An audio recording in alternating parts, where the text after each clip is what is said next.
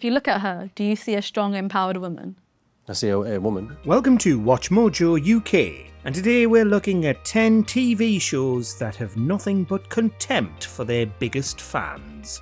Before we begin, we publish new content every day, so be sure to subscribe to our channel and ring the bell to get notified about our latest videos. And to prove herself right, she took the ultimate risk. I'm a celebrity, get me out of here. Hail! Hail! Hail! Literally. And rain. And some sunny periods later.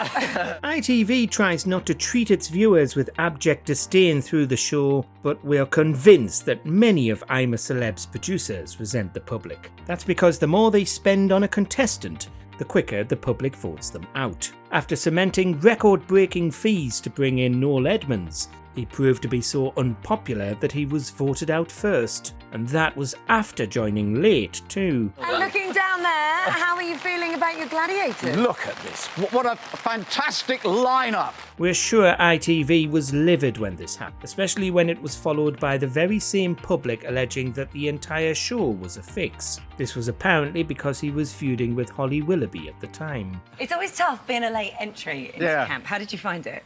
Well, you didn't make it any easier, did you? No, of course not. Sex education. I don't think you're weak. I think saying you feel disappointed by something you want but maybe can't have makes you honest. And admitting your vulnerabilities makes you courageous. It was one of the biggest shows on Netflix for a few years. Filmed in the rolling hills of rural Wales, Sex Education was an intelligent and funny coming-of-age story starring Asa Butterfield and Gillian Anderson. Did you mean it? Lying in the breeze. Of course I meant it. The breeze will kill me. The breeze will kill me. But with each series, it got progressively worse. The will they, won't they between Otis and Maeve was so drawn out that nobody was rooting for them by the end. And Otis's character development made him an increasingly horrible person. I think I don't want to be just friends. Why? Because you smell so much better than a boy.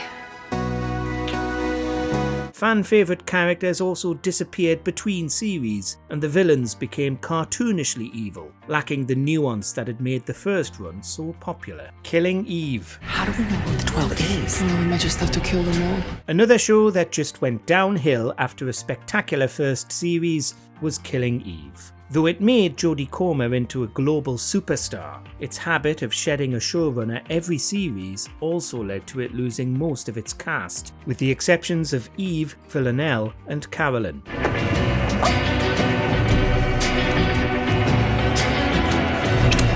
Distract them. But then we got that finale. With the 12 finally defeated, it looked like Eve and Villanelle might get their happily ever after, which incidentally is what happens in the books. Instead, their celebration is cut brutally short when Villanelle is killed by a sniper.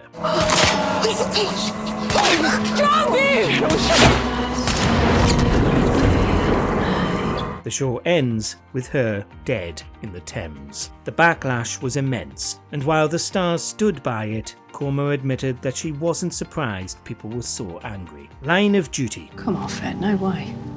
This can't be right.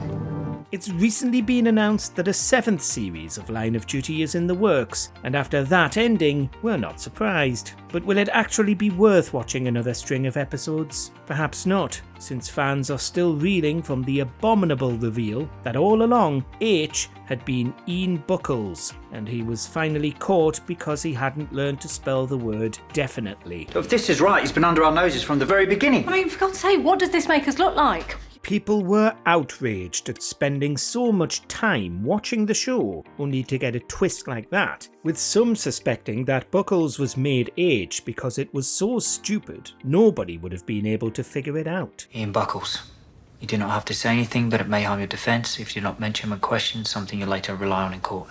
The Jeremy Kyle Show. Gemma's your ex? Definitely. Which is hardly surprising because you slept with her sister. I don't know, Jeremy. The fans of The Jeremy Kyle Show were the very same people targeted to make appearances on it, and it never treated them with anything other than utter contempt. It positioned itself as a way out of addiction and poverty for vulnerable people, offering them stints in rehab, among other things, for airing their grievances on daytime TV. Yeah, I absolutely am aware of that. That's wrong. Why has it taken you 15 years to deal with it then? He's so condescending. He's so disrespectful. But in reality, it was predatory through and through, luring in desperate members of the public. The more mentally unwell they were, the more producers were encouraged to book them, and then Kyle goaded them into fighting for our entertainment. It's no wonder it led to so many tragedies. I really did go on the Jeremy Kyle Show to prove to you I never cheated on you, but it all went wrong. Love you forever, your Steve. Sherlock. It's a trick. Just a magic trick. Another show that is so desperate to produce a mystery fans can't solve it'll conjure any old plot points is Sherlock. It became clear at the beginning of Series 3 that Moffat and Gatiss were sick to death of the show's devoted online fan base, which spent years trying to crack how Sherlock survived the fall. No, it's obvious. That's how he did it. It's obvious. Darren Brown. But how did he survive? Rather than tell us, Moffat decided to just make fun of all the fans and their theories, and then not actually bother to explain what happened. Sherlock's just too clever for us all. There was a body, it was him. It's definitely him. Molly Hooper laid him out. No, she's lying. It was Jim Moriarty's body with a mask on. A mask? With the final series, the mask finally came off, and people realised that, the whole time, Moffat had been making it up as he went along. 2 years and the theories keep getting more stupid. How many more you got for me today? Game of Thrones. The next time you fail me will be the last time you fail me.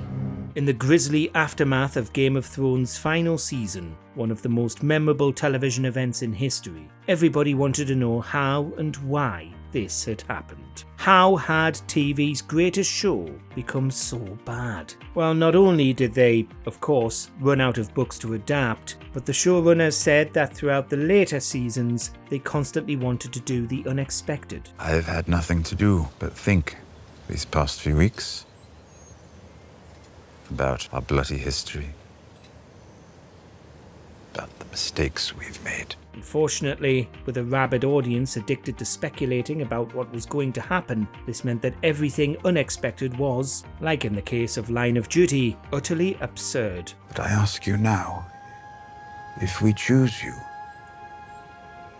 will you wear the crown? But maybe they succeeded. After all, nobody did expect that Daenerys would immolate King's Landing and wind up assassinated by Jon Snow. The Apprentice. Just turn this extractor fan on, excuse me.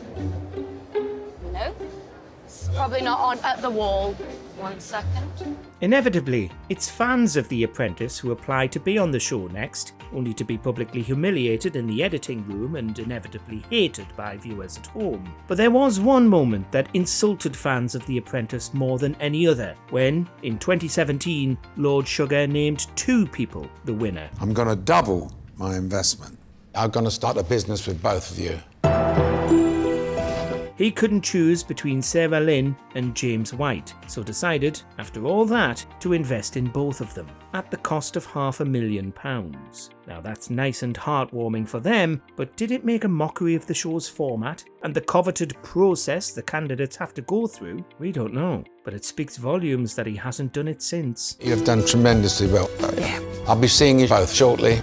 This morning. Please know that we would never jump a queue.